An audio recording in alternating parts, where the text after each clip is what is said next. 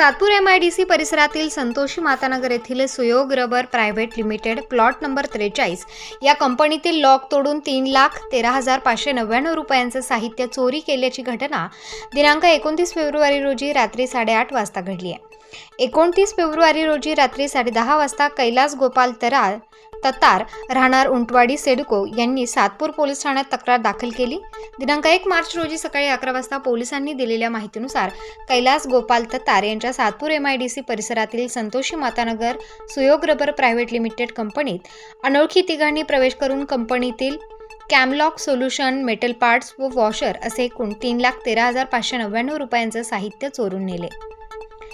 घटनेची माहिती मिळताच वरिष्ठ पोलीस निरीक्षक सोहम माचरे यांनी घटनास्थळी जाऊन अधिक माहिती घेतली। या चोरीच्या घटनेचा CCTV कॅमेऱ्यामध्ये कैद झाले असून कंपनीतील CCTV कॅमेऱ्याच्या आधारे पोलीस हवालदार दीपक खरपडे पुढील तपास करत आहेत।